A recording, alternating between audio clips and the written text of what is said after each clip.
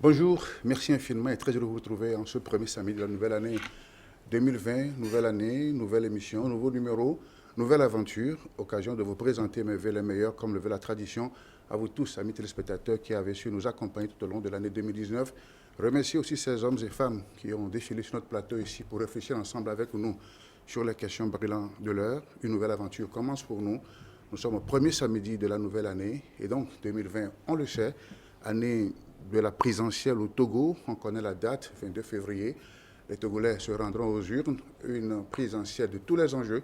C'est la première fois donc qu'on aura les deux tours. C'est aussi une élection pour laquelle il y a une vingtaine de candidatures. Et donc, en attendant que la Cour constitutionnelle se statue sur les candidatures, eh bien, nous allons réfléchir aujourd'hui donc sur ces faits marquants de l'année écoulée, les perspectives d'avenir 2020 et l'événement majeur qui nous attend cette année, c'est bien sûr cette présidentielle du 22 février. Et pour en discuter, un homme politique, un homme de terrain, M. Gabriel Messangbe Mekodjo, est mon invité, il est le président du MPDD.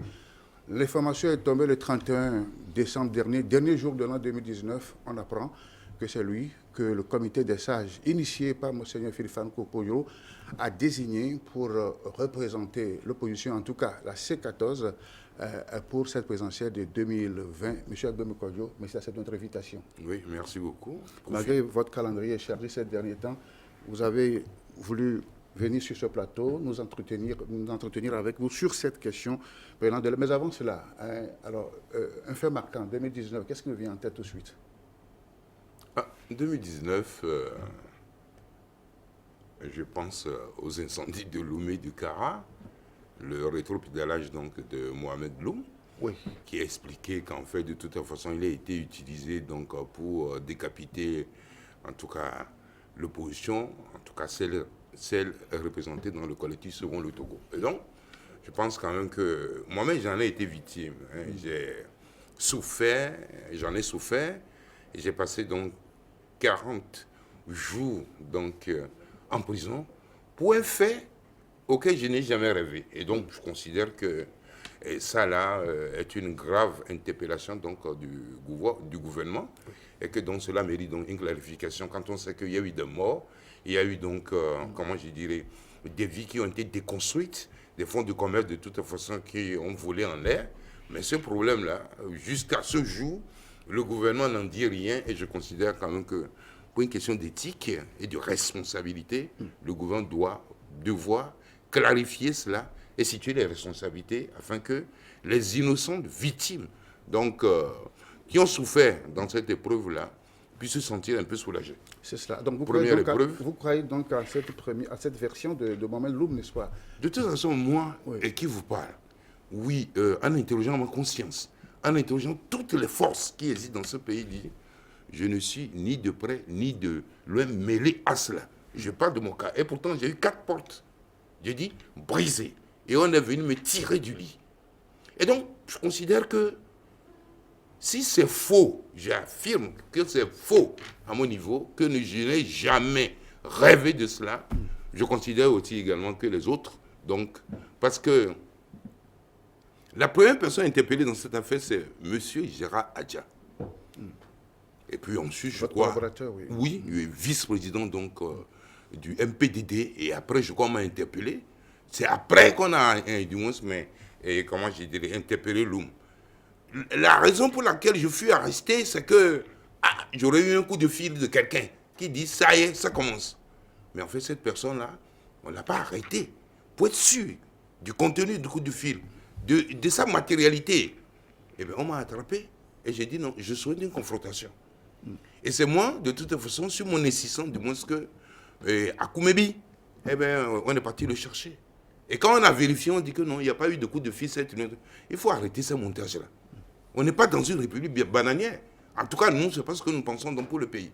Et donc, je dis, cet événement, à mon sens, mérite d'être clarifié. Au niveau, donc, judiciaire, on dit que le dossier est terminé depuis. Cet événement s'est produit, donc, je crois, en 2013. Nous sommes en 2020. Ça fait 7 ans. Il faut clarifier. Je crois que c'est un événement majeur, du monde qui a marqué l'année 2019. C'est cela. Alors, autre fait, sur le plan Autre national, fait vous êtes à également, l'Assemblée depuis oui. un an, vous avez... c'était un retour pour vous, n'est-ce pas, l'hémicycle. Moi, je peux vous dire que en 2013, je précise que j'ai gagné l'élection législative dans le Yoton. Je répète, en 2013, j'ai bien gagné l'élection, en tout cas mon siège de député dans le Yoton. Mais avant cette élection, nous étions en plénière quand un haut responsable donc politique nous déclarait qu'il y a un baron de UNIR qui lui a dit que, en tout cas, ce n'est pas une confidence, il dit en plénière, qu'ils feront tout et tout et tout pour qu'Agbouémé ne soit pas élu dans le Yoton. Maintenant, il y a eu un débat contradictoire entre M. Jean Kissi et le porte-parole de UNI pendant ces élections législatives. M. Jean Kissi l'accusait qu'il y a eu trop de fraude au cours donc de cette élection législative. Et donc, le représentant de UNI lui disait, oui, d'accord, nous reconnaissons. Mais quand nous avons volé le siège d'Agbouémé, comme vous l'avez confié, pourquoi vous n'avez pas refusé? Bref, dans d'autres pays, la justice s'en saisit et rétablit de toute façon le droit et la justice. Oui. Et donc, Ça, c'est le passé. non, ça c'est le passé. Oui. Mais je ne voulais pas de toute façon rester sur un échec. Je dirais, sur un échec, un faux échec, donc à cette élection ou à l'élection législative. C'est pour ça que j'ai rempilé. Et puis, de deux, j'ai dit, il faut que je revienne à l'Assemblée. Parce qu'il ne veut pas, ancien président de l'Assemblée nationale, a été, mais à l'élection législative, chez lui, il n'a pas gagné. C'est pour ça que je suis retourné là-bas. Ça, c'est une raison. Puis l'autre raison, c'est que fondamentalement, je n'aime pas les boycotts. C'est les boycotts qui ont amené ce pays là où il est aujourd'hui. D'accord. Alors, donc, après un an d'exercice, c'était en décembre 2018 que l'élection a lieu. Une élection des plus controversées aussi, parce que toutes les forces n'étaient pas là. Je l'admets que c'est controversé et que de toute façon, la procédure n'était pas régulière. D'accord. Voilà. Autre préoccupation, M. Agbouémé Kadiot, on a appris avec tous les Togolais le 31 décembre dernier que c'est finalement c'est vous que le comité des sages initié par l'archevêque émérite de Lomé, M. Fakoudio, a désigné pour représenter l'opposition démocratique à la présidentielle de 2020. Alors, première question, quelle était votre réaction?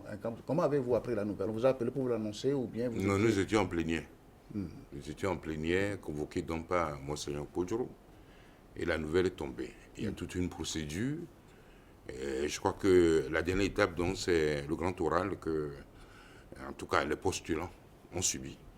Et bon, il se fait que on a déclaré que c'est Agbouémé Kadiot le premier. C'est ça. Et donc, ça a été soumis donc à Monseigneur. Et donc, dans sa déclaration finale, il a estimé que Agbouémé devait être porte-flambeau. Moi, je voulais rappeler à tout le monde. Peut-être rapidement le processus, comment ça a été fait, le processus de désignation? Le processus de désignation, je dis, il y a eu des entretiens, donc individuels. Et vous n'étiez pas seul, n'est-ce pas? Non, on est nombreux, mais je pense quand même que tout ça, il faut me laisser ça derrière. Ce qui compte aujourd'hui, avec tous mes défauts, avec toutes mes insuffisances. Vous les admettez? Je l'admets. Je ne suis pas un homme parfait. Mais si je dis que j'ai des défauts, ça ne veut pas dire que j'accrédite toutes les fausses accusations dont je suis l'objet sur les réseaux. Je les admets parce que l'information du monde n'est pas suffisamment partagée dans ce pays. Vous voulez parler du port? Je défie qui que ce soit qui viendrait me dire que le contrat que j'ai signé avec Yaïboni, 5 milliards de francs pour la jetée principale, est le mot numéro 1, que j'ai déjà détourné. Ceux qui disent ça, même de toute façon, c'est des... Je vais terminer. C'est des analphabètes parce que quand vous prenez un crédit dans une banque, on ne vous donne pas l'argent, du moins en liquide. Oui. Le crédit est là-bas. L'entreprise qui exécute les travaux se présente avec les preuves au niveau de la banque et de tout temps, elle est payée. Donc on ne détourne pas ce genre de crédit. Ce n'est pas de l'argent liquide. Mais on a, par une manipulation politique, mis dans la tête des gens que Agbouémé a détourné. Vous allez découvrir le vrai détourneur demain. Et donc, autant, pour du moins ce que j'ai signé, du moins avec Yaïbouni, pour la réhabilitation donc, de la jetée principale et de mon numéro 1, et puis le feu président Nyansik Beyadema et le Premier ministre Kwasi Koulousé étaient venus de toute façon, c'est vrai, en tout cas, encourager donc l'entreprise et le personnel du port. Et le crédit de 5 milliards que j'ai eu avec l'Agence française de développement. Je pense que vous ne pouvez pas voler l'argent des Français et aller vous cacher chez les Français lorsqu'on a voulu, en tout cas, vous arrêter ou vous tuer, donc ici. Bref, pour dire que tout cela n'est que du montage politique. Maintenant, vous parlez de Frojardin. Vous pensez que Béoumé Kouchou va monter des gens pour les massacrer. C'est que de toute façon, les gens vous cachent la vérité. Les gens vous cachent la vérité. Je vais terminer. J'étais ministre de l'Intérieur. Oui. Mais je pense que la CVJR a clarifié cela. Beaucoup d'organisations de défense des droits humains, comme Amnesty International, la CNDH et tout ça, ont démontré et situé les responsabilités. Et puis Eden Kojo, qui a été de toute façon interrogé également, et qui a prêté du moins serment, lui aussi du moins démontré qu'à son âge, il ne peut pas mentir, Agboumé n'est pas concerné. Et dans les documents donc, de la CVJR, ce n'est pas moi. Ça ne veut pas dire que je ne suis pas sensible, du moins à ce qui s'est passé. Dès le lendemain, j'ai demandé de toute façon au président Yadema de me décharger de mes fonctions. C'était le 25 janvier que les événements, en 93, que les événements sont produits. Oui. Le 13 février, je quittais le ministère de l'administration territoriale. Oui, alors comment se fait-il que votre nom était mêlé dans cette affaire de Frojardin? Si vraiment vous n'y avez rien... J'étais ministre de l'administration territoriale et de la sécurité. Les événements se sont produits à Lomé. La première personne, de toute façon, que vous deviez interroger, c'est le commissaire central de la ville de Lomé. Oui, parce qu'il semblerait que vous étiez au courant et même vous auriez averti certains des leaders de l'époque. Oui, c'est-à-dire que quand je me rendais dans mon bureau, il y a un agent de renseignement qui est venu me dire que aujourd'hui ça va chauffer pour l'opposition. Et que demain, si on leur demandait de manifester encore, ils vont avoir peur. J'ai pris ça au sérieux. Et j'ai donc informé le professeur Nilevi que, je crois que quelque chose risque de se passer. De délocaliser l'événement et de demander à nos populations de se rendre à l'aéroport pour rendre un hommage, à bouger la main, en tout cas aux deux émissaires européens, notamment français et allemands. Bon, et je crois que je n'ai pas été entendu, mais il a informé de moi ses collègues qui sont retrouvés dans l'appartement ou dans la villa de M. Eden Kojo, et donc ils n'étaient pas sur les lieux avant que les coups éclatent. Peut-être que s'ils étaient sur les lieux là, peut-être que c'est eux qui seraient donc les premières victimes. Bref, pour dire, je ne suis pas dedans. Ça ne veut pas dire que je n'ai pas de responsabilité. Il y a au moins une responsabilité morale. Morale, bien sûr. Oui, et pourquoi on n'interroge pas devant le directeur de la Sécurité nationale? C'est lui, de toute façon. Pourquoi on n'interroge pas? Pourquoi on n'interroge pas donc comme le commissaire central de la ville de Lomé? Vous savez, en politique, de toute façon, ce n'est pas tout qu'on dit, mais ce n'étaient pas donc des policiers donc, qui, en tout cas, ont commis du moins cette forfaiture. Ce ne sont pas des policiers, mais c'est d'autres. Et donc, en fait, ceux-là, ils ne sont pas sous ma responsabilité. Il faut expliquer ça bien aux Togolais. Je contrôle la police en tant qu'autorité de tutelle de la police. Mais le Frojardin, ce n'est pas des policiers. C'est écrit noir sur blanc dans le rapport de la... Je ne viens pas revenir sur le passé. Ce n'est pas ça qui intéresse les Togolais aujourd'hui. Aujourd'hui, les Togolais veulent la tenance. Maintenant, il se trouve que malgré toutes mes infimités, malgré toutes mes insuffisances, parce qu'il y a d'autres candidats meilleurs à moi, qui sont mieux implantés, qui sont plus intelligents, qui ont plus d'expérience, ici ou là. Mais il se trouve qu'on m'a demandé de conduire ce combat.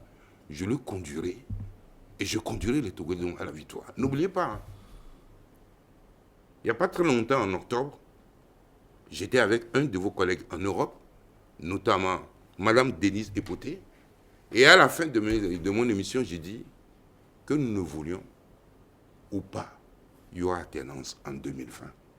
N'oubliez pas aussi que lors des élections présidentielles en France, 8 mois avant, j'ai proclamé sur les chaînes de télévision, ici et de radio, que le prochain président de la France s'appellerait Emmanuel Macron. Je n'avais pas été cru, mais je vous annonce que dans mon tréfonds, je sens qu'en 2020, nous allons connaître l'alternance ici. N'oubliez pas aussi... Vous êtes donc devenu un prophète, M. Agboumé Kojo? Non, de toute façon, j'ai ça un peu dans mon âme. Je vais vous dire, nous sommes en année 2020, ça fait 40. Ça rappelle donc les 40 jours d'épreuve de Jésus dans le désert. Ça rappelle également les 40 ans, donc des Israéliens également dans le désert. Ça rappelle aussi que dans la tradition africaine, quand quelqu'un meurt, on dit que l'âme rejoint de toute façon le paradis céleste 40 jours après. Il y aura attenant ici. Je voulais faire une adresse au Togolais. C'est pas de la superstition? Je voudrais... Je suis un intellectuel. Hein? Oui. Je voulais faire une adresse au Togolais. Oui. Ne regardez pas toutes les infimités d'Aguero Kojo. Ne regardez pas ces insuffisances. Mobilisez-vous derrière lui. Ce n'est pas lui. Oui, mais c'est pas encore la campagne. Non, hein? si, on n'est pas encore. Non, ce n'est pas la campagne. Oui. Mais c'est dans le prolongement, puisque d'une manière ou d'une autre, oui. Quand on a pris la décision, SC14, certains disent je vais aller. Je dis, écoutez-moi, l'élection présidentielle de février 2002 est un référendum. Que tout le monde m'écoute. On ne peut pas chercher quelque chose et faire son contraire. C'est un référendum. Oui ou non? Nous voulons rester dans ce qui ressemble à une monarchie qui se construit. Ou nous voulons de toute façon rétablir le fonctionnement de l'État sur une base républicaine où tous les Togolais de toute façon auront les mêmes droits. Parce que la société est clivée aujourd'hui. Il y en a qui mangent, il y en a qui ne mangent pas. Il y en a qui commettent des crimes, ils sont protégés. Il y en a qui ne commettent même pas de délits, ils sont traqués. Et je pense que quand on voit l'évolution du monde aujourd'hui, il y a un temps pour rester au pouvoir et il y a un temps pour partir. Il y a un temps également où on peut violer du moins comme on veut donc les lois de la République. Il y a un temps pour comprendre dans les signes de temps qu'on ne peut plus les faire. Il y a un temps où on fraude, où on manipule les résultats. Il y a un temps où on doit comprendre qu'on ne peut plus modifier et falsifier donc les résultats. 2020. Que nous le voulions, que nous l'acceptions, que nous faisions tout, quoi que ce soit, nous aurons l'alternance en 2020. Mais qu'est-ce qui vous donne cette assurance, M. Aguero Kojo? J'ai des indicateurs. J'ai des indicateurs. Vous avez des garanties, des transparences, moi, je vais vous dire quelque chose. Comment le gouvernement demande la révision de la Constitution donc, autour de 3 articles. Ces soutiens donc à l'Assemblée ont ajouté 26 autres articles et commettent l'erreur de supprimer une disposition fondamentale qui permet à l'Assemblée nationale, en l'absence donc du Sénat, d'avoir les moyens juridiques donc de pouvoir aux 2 représentants donc, du Sénat, donc à la place du Sénat. C'est ça. Mais c'est eux qui ont supprimé, ils en ont ajouté plein. Alors, le président de la République a donné une décision de procéder au renouvellement donc, de la Cour constitutionnelle. Il se trouve qu'ils ne peuvent pas constituer la Cour constitutionnelle comme la Constitution lui demande. Moi, j'affirme ici. Il faut 9 membres. Non, oui, il faut 9 membres. J'affirme ici que la Cour constitutionnelle là, est anticonstitutionnelle. Et que, du moins, je ne sais pas pourquoi, le président de la République a reçu le serment.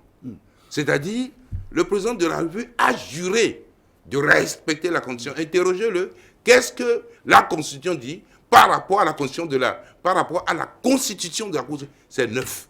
Quand c'est 7, c'est incomplet. Il ne peut pas les recevoir. Et donc, moi, je dis... Dans ce cas, les conditions ne sont pas réunies pour une bonne élection? Non, je l'affirme que de toute façon, nous allons contester ça dans les jours qui viennent. C'est une question de principe. Je ne vois pas pourquoi des intellectuels de haut rang, des juristes de haut rang ne peuvent pas voir ça.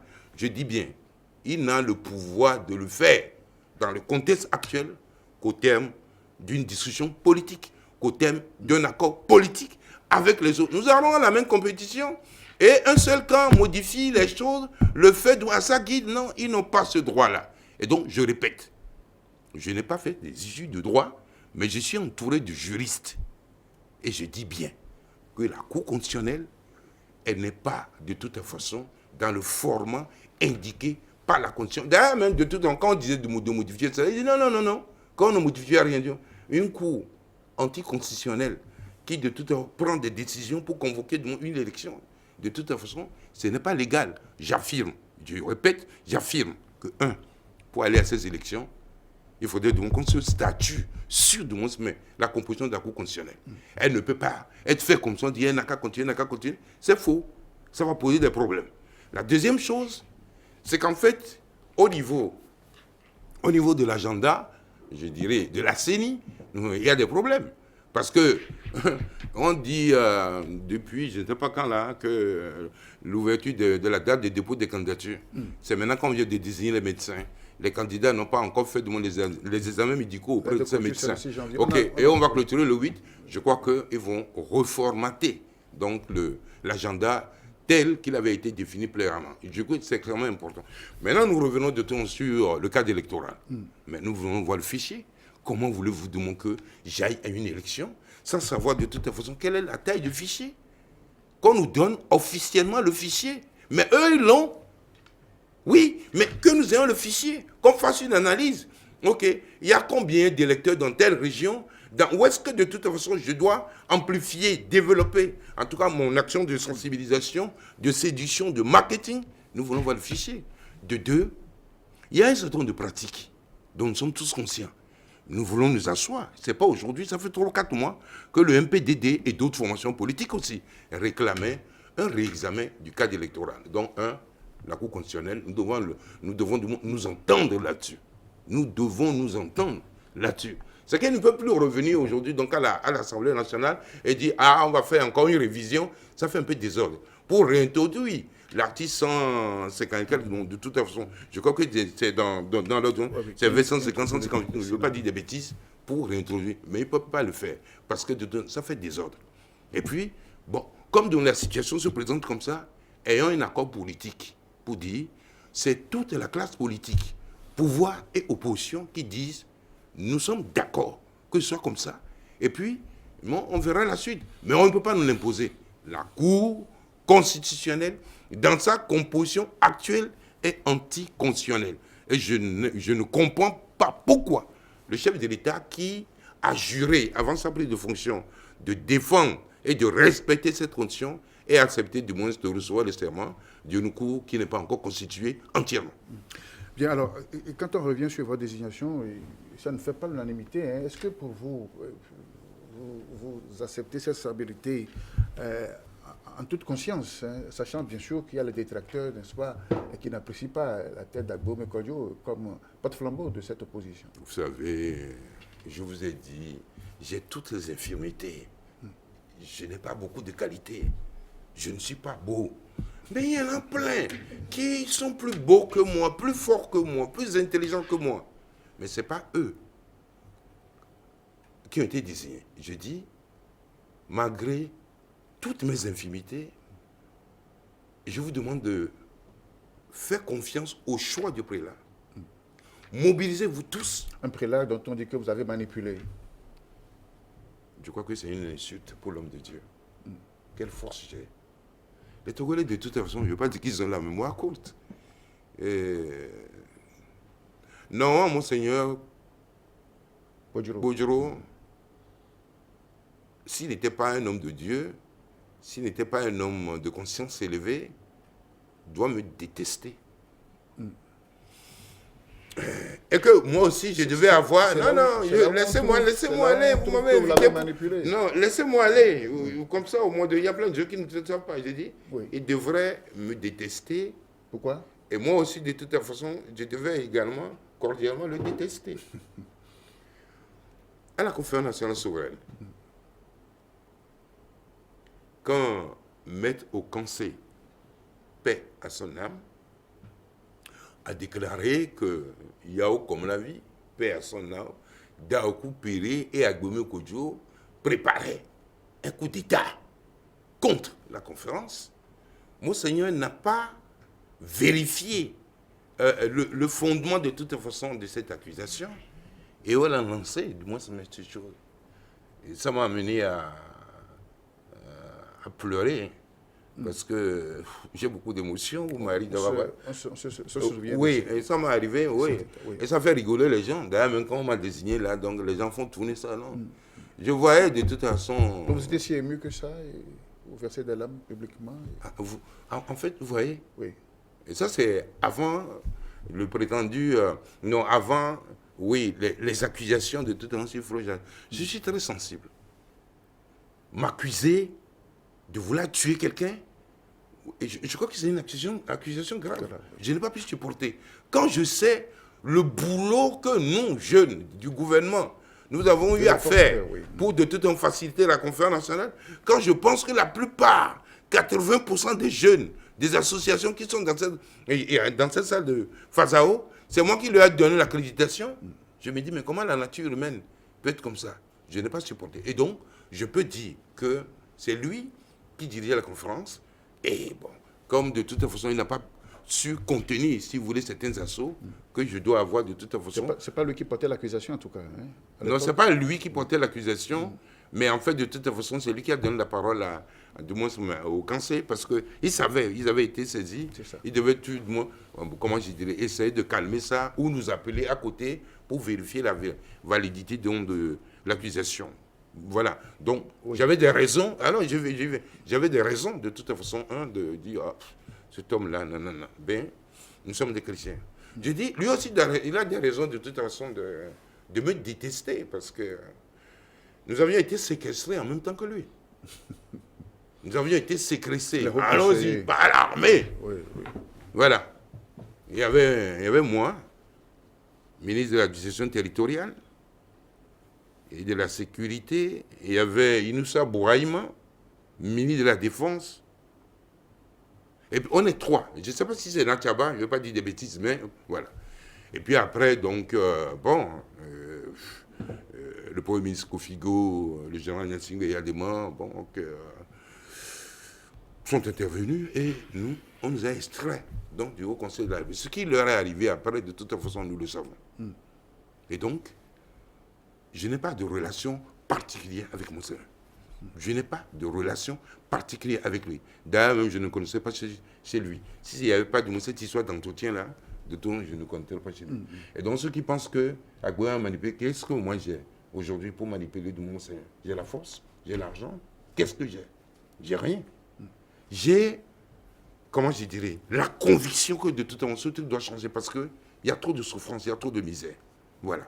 Et donc, je dis, ceux qui disent ça, je leur donne un peu de temps, ils vont découvrir que Monseigneur Kodjo leur a rendu un grand service, que Monseigneur Kodjo a rendu un grand service donc, à ce pays, parce que je ne vois pas sous l'autorité morale de qui toute cette opposition pouvait se retrouver pour essayer de construire de moi quelque chose. Et donc, moi j'ai dit, je ne suis rien. Je ne suis pas plus intelligent, je ne suis pas plus politique, je n'ai pas un parti qui a maillé tout le pays. Et je suis du moins un pauvre petit citoyen togolais que Monseigneur et son collègue de sages ont désigné pour rassembler, si vous voulez, toutes les forces politiques et civiles pour aller chercher la victoire en 2020. Et je dis, pour moi, cette élection, c'est un référendum. Il y a un homme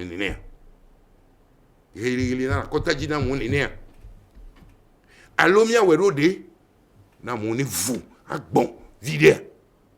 Kagame a renoncé au 4e mandat. Kagame est un brillant chef d'État. Personne ne le conteste, ni en Afrique, ni dans le monde. Kagame a fait un travail sérieux. Kagame déclare que quand il est arrivé, il n'y avait pas de sous. On donnait de la nourriture comme salaire au ministre. Aujourd'hui, c'est un pays, en tout cas, construit. C'est un pays qui est bien projeté dans l'avenir. Il refuse le 4e mandat. Burundi, il refuse le 4e mandat. Ce 4e mandat, pourquoi faire? Pour décliner les mêmes politiques publiques qui font souffrir les gens. Non, notre mission, nous allons réconcilier les Togolais. Mais la réconciliation passe par un certain nombre de mesures. Réhabiliter ceux qui ont été brimés dans leurs droits. On ne parle pas encore de vos projets. Hein. Mais je ne vous comprends pas. Vous recevez quelqu'un qui investit et d'une grande confiance et haut niveau. Je ne refuse pas. Non, je vais vous dire, je ne viens pas faire la campagne ici. L'heure de la campagne arrive. Mais pourquoi? Qu'est-ce que vous avez dans la tête qui justifie qu'on vous prête? Je dis, il faut réconcilier les gens. La réconciliation, on l'a dit, oui, on la proclame, on la professe, mais elle n'est jamais effective. Je dis, le Togo est clivé. Il y en a qui ont tout. Il y en a qui n'ont rien. Oui.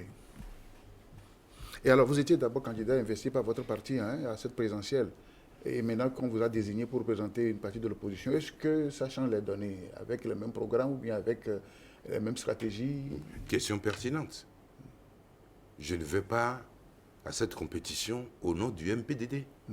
Je vais à cette compétition au nom des forces démocratiques. Primitivement, nous avons un programme. Nous allons soumettre le programme de toute façon à tous ceux qui accompagnent le mouvement. Et ils vont ajouter, ils vont corriger, ajouter, retrancher, améliorer le programme primitif pour que ce soit un programme commun. Mais je dis bien que ce n'est pas une question de programme. Ce qu'on va faire, on le sait. Nous vivons cela. Toi-même, simple citoyen, qui dirige cette émission, si on te dit, si tu as donné l'occasion de changer quelque chose dans la gouvernance aujourd'hui, tu commencerais par où? Tu as une idée. Ceux qui sont emprisonnés alors qu'ils n'ont rien fait, qui sont des prisonniers politiques, et que donc on inflige aux parents une double peine, la souffrance, aller chercher de l'argent, temps, et surtout, lorsque on te dépayse, c'est-à-dire qu'au lieu de que ce soit la prison de Moussa à Lomé, on t'envoie à Kara ou à Dapran. Mais vous voyez de moi tout ce que... On va les libérer pour que nous y ait apaisement. Nous, chacun a une dose d'amour, de compassion. On va libérer Kwacha. Il ne peut pas rester là longtemps, ça fait 11 ans. Vous imaginez un seul instant, le général Gnassingbé Yadema vivant, prenant sa retraite tranquille à Pia, qui verra de toute façon, et Fort Gnassingbé, président de la République, et Yadema va accepter donc de voir son fils, son sang, croupi, 11 ans, en prison. Mais écoute, il faut qu'il y ait pardon. Il faut qu'on comprenne. Moi, je le dis parce que de moi, la prison est dure. J'en ai fait 100 jours, sans avoir rien fait. 100 jours. Maintenant, je prends le cas de Kwacha, parce que le cas le plus emblématique. Vous prenez 365 fois 11. Donc, il y a des mesures. Maintenant, ok, le SMIC est trop faible dans le pays. Tu le sais. Est-ce qu'on peut augmenter? Oui, on va augmenter. De 2. Les gens quittent Agoué ou après Agoué. Ils sont au Kazef. Lundi, c'est vendredi qu'ils rentrent à la maison parce que le salaire qu'on leur donnait est insuffisant pour pouvoir payer le transport et donner à manger et envoyer les enfants à l'école. Est-ce qu'on peut s'asseoir pour du monde analyser cela? Pendant qu'eux souffrent là comme ça. Mais il y en a de tout le monde qui nagent dans le truc, sans se soucier. Il y a une politique du monde qu'il y a des mois faisait avant. On dit non, c'est pas bien. C'est qu'en fait, si on va lui dire que ça chauffe dans le pays, on dit, on va prendre les étudiants. Ouais. Ils sont combien? Oui, on va prendre les enseignants. Parce que cette année, ils n'ont pas fait grève. On va prendre le personnel. Oui, c'est très fondamentalement ou économiquement, on dit que ce n'est pas bon. D'accord. Et qu'on peut investir ça pour demander que ça produise quelque chose. D'accord. Mais aujourd'hui, de toute façon, tout le monde crie que, oh, il y a des mains. Tu es parti trop tôt. Alors, finalement, est-ce que ça veut dire qu'il y a une démarche envers les autres leaders de l'opposition? Est-ce que vous allez entrer en discussion avec eux ou bien est-ce que vous allez, puisque vous avez toute la force morale donnée par Monseigneur, que vous allez évoluer en cavalier? Oui, non, depuis, de toute façon, notre désignation, n'ont pas fermé les yeux. On a fait plusieurs réunions. On s'est déplacé pour aller voir tous les restaurants. On n'a pas fini. Bon, vous avez vu, comment j'ai dit, la CDP, pas la CDP. Vous avez vu donc la C14 hier sortir un communiqué, oui. prendre contact et également appeler tout le monde. Elle a pris acte. Hein, oui, elle a pris acte. Mais ce n'est pas ça le plus important. Je sais que de toute façon, c'est un acte fort de ce que la C14 a posé. Mais à la fin du communiqué, la C14 déplore la multitude des candidatures et appelle tout le monde à une convergence autour d'une personnalité pour que nous puissions aller dans ce que j'appelle ces prochaines élections, du moins je dis référendum. Agbekemi leali, egbeali, enyonemia. Ao munyonemio, mille il a changé. Donc, nenyonemia, n'y a des non. Ne munyonemia, n'y a des robots, n'y a des nez, à mes soins. C'est là où je rectifie que ce n'est pas encore le moment. Alors, c'est aussi ça, du moins, le problème de Togo. Ils ont tellement peur que si je fais ça, il sait quoi. Votre truc, comment vous appelez la hack? Que la hack va dire que Wilson ouvre la campagne plutôt. Non, je ne fais pas la campagne. Mais ce que je dis là, c'est pas seulement les gens de l'opposition. Hein. Oui. Je m'adresse à tout le peuple. Parce qu'en fait, contrairement à ce que vous pensez là, dans l'autre camp aussi, la misère et les frustrations sont énormes.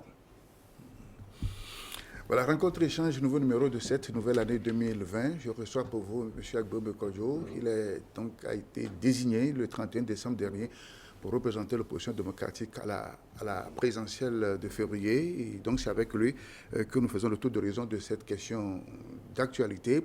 Et alors, il y a une pluralité de candidatures. C'est une première. On n'a jamais vu ça, hein, plus d'une vingtaine de candidatures. Oui. Comment rallier toutes ces... Non, déjà, au moins, ça montre la vitalité de la démocratie naissante ou en construction au Togo. Ça montre également donc, la passion que les gens ont pour essayer de peser sur le cours des choses afin que ça change. Mais je pense que d'ici, quand la Cour constitutionnelle donc, que sera... vous contestez, hein? Que vous contestez dans sa forme actuelle. De toute façon, je dis, tout homme sérieux doit contester la Cour constitutionnelle dans sa composition actuelle. Et puis quand on parle de renouvellement, pourquoi vous reconduisez les gens? Il n'y a pas au Togo d'autres juristes? Je réponds. C'est-à-dire, si les forces démocratiques ont exigé le renouvellement de la Cour constitutionnelle, ils pensent également au renouvellement des figures. Donc, c'est-à-dire que bon, la personne qui représentait la Cour constitutionnelle dans l'autre version, c'est la même personne. Bon, on a le sentiment que, bon, on n'a rien fait, mais sauf que, mais ils ont un handicap. L'handicap, c'est qu'ils ne peuvent pas sortir les deux sénateurs qui doivent rejoindre la Cour. Donc, bref, les deux sénateurs, les deux représentants du Sénat. Oui. Donc, il y a un problème. Il y a un problème. D'accord. Alors, dans ces conditions, quelle action entreprendre pour que cela soit corrigé puisque février, nous y sommes déjà. Hein. Vous verrez, à partir de lundi, il y a une action vigoureuse que nous allons engager. Nous n'irons pas aux élections à n'importe quel prix. Nous n'irons pas aux élections à n'importe quel prix.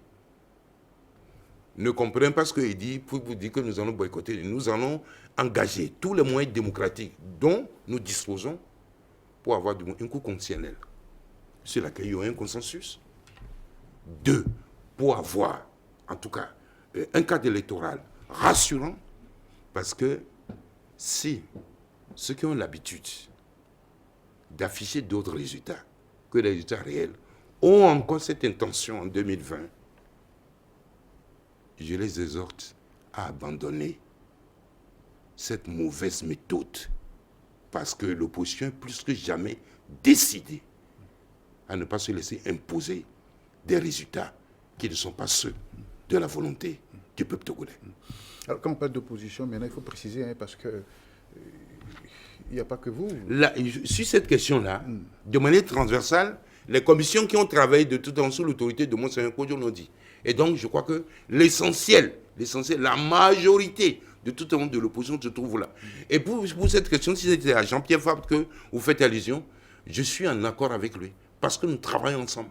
Je suis en accord avec Jean-Pierre Fabre sur les conditions, de toute façon, je dirais, qu'il faut créer pour rendre l'élection transparente et éviter des lendemains difficiles pour le peuple togolais. Même après votre désignation, Pardon? Même après votre désignation, j'ai été désigné il y a combien de jours? Le 31.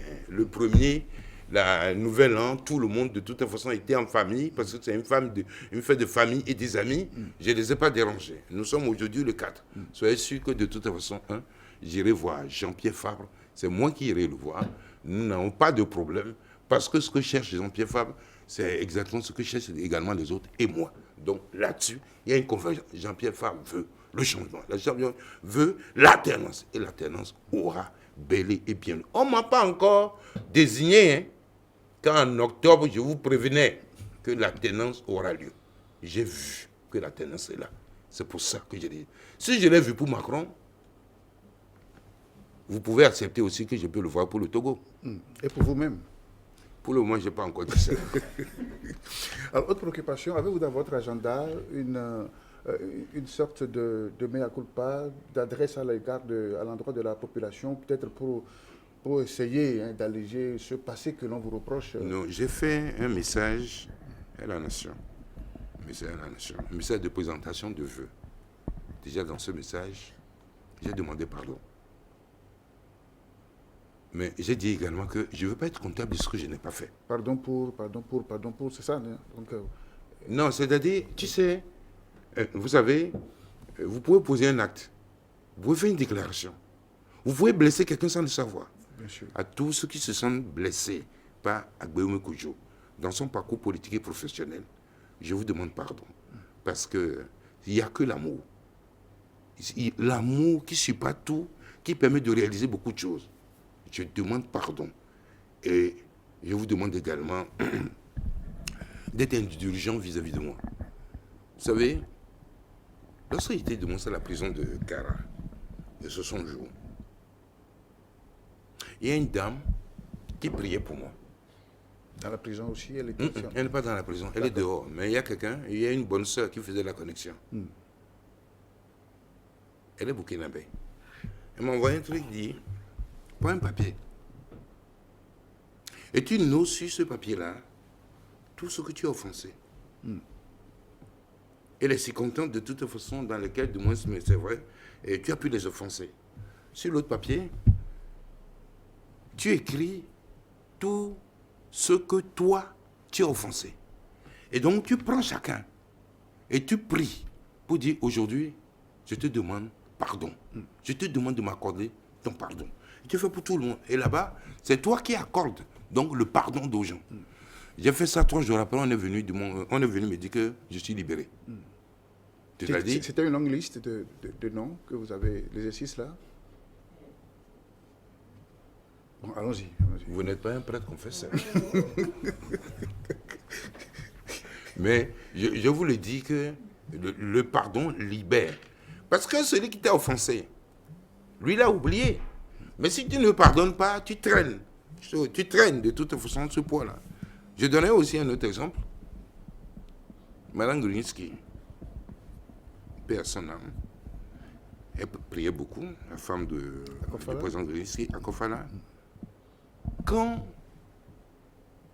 des femmes vont la voir pour dire, ah, maman, je voulais avoir un enfant, mais ça ne vient pas. Prier pour moi. Il dit, non, celui que tu as gardé dans ton ventre, là, va le libérer et tu verras que le bébé viendra. Bref, je veux dire que le pardon libère et permet de faire avancer. Et que donc, ici, là, il n'y a rien de plus fort que l'amour.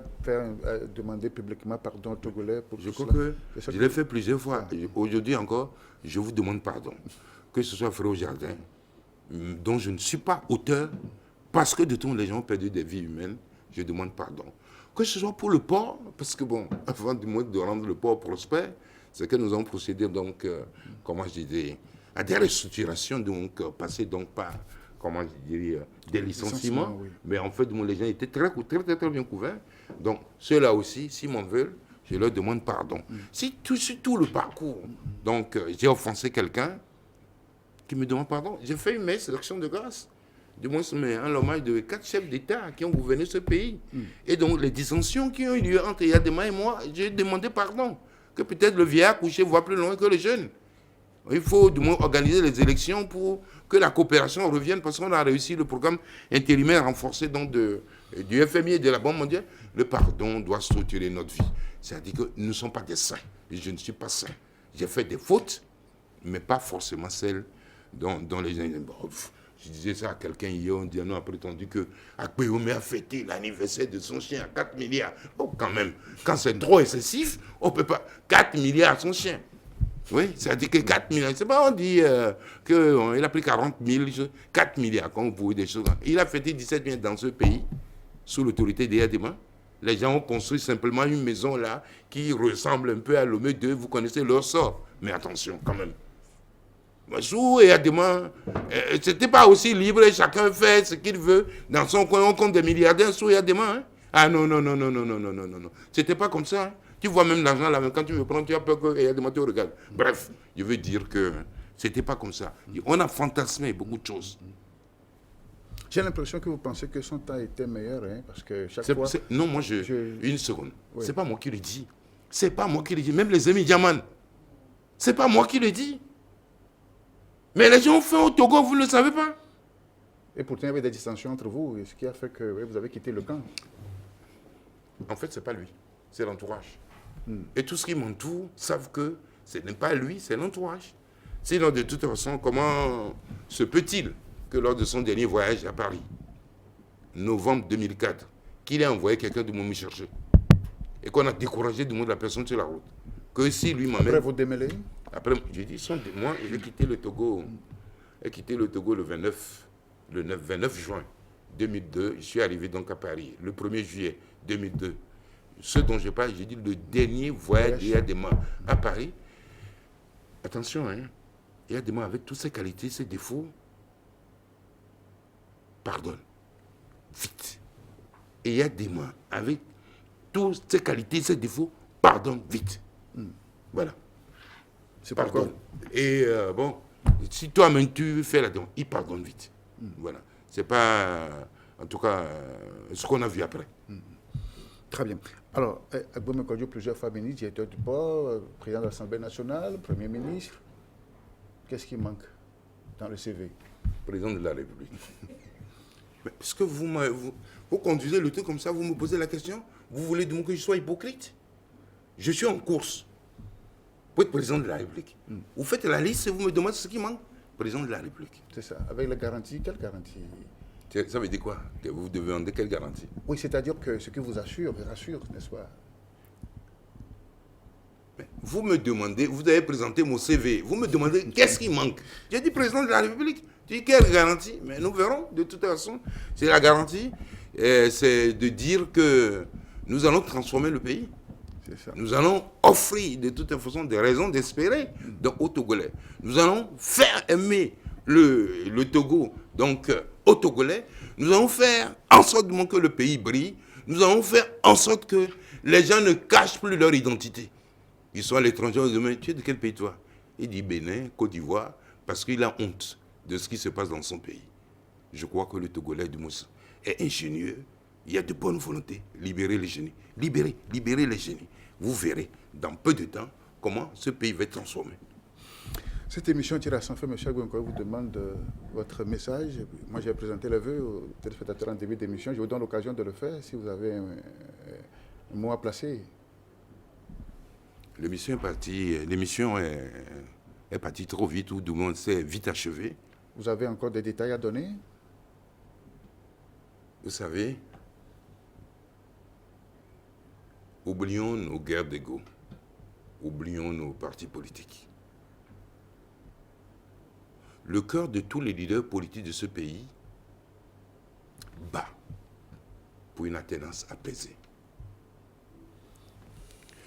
Mobilisons-nous tous. Ce n'est pas une élection ordinaire. C'est un référendum. Oui ou non? Est-ce que, oui ou non, nous allons continuer à vivre comme ça, dans ces conditions? Oui ou non, est-ce que nous voulons mettre fin, donc à une seule, du moins, mais à l'exercice du pouvoir, par une seule famille, pendant plus de 50 ans? Le Togo n'est pas une monarchie. Il y a un choix désormais à faire entre la monarchie et la République. Et je crois que le choix est clair. La République, c'est pour nous tous. C'est le respect des droits de chacun. Mais je réaffirme que l'alternance aura lieu en 2020. J'invite tous les leaders politiques, toute la société civile, toutes les bonnes volontés, les hommes et les femmes, et surtout les jeunes. Accompagnez-nous pour aller chercher la clé de votre futur. La clé qui vous permettra de construire votre propre trajectoire pour demain. Parler comme les Ghanéens. Our limits is the sky. Aussi longtemps que nous pouvons évoluer, réaliser des choses qui feront la fierté de ce pays. Nous demandons à la Providence de nous aider. Dieu aide le Togo et je souhaite bonne année donc pour les Togolaises et les Togolais. Mais 2020 est une année de grand bouleversement. Et le changement est déjà à notre portée. Mobilisons-nous. Merci, M. Agbome Kodjo, pour ce temps passé avec nous ici dans cet entretien. Merci à vous. Alors, comme on le dit, on vous souhaite bonne chance. Merci beaucoup. Mes téléspectateurs, c'est la fin de ce numéro de Rencontre et Échange. Une fois encore, nos vœux les meilleurs. Je vous retrouve samedi prochain pour 2 réflexions. Au revoir et à très bientôt. Merci, Président. Merci beaucoup.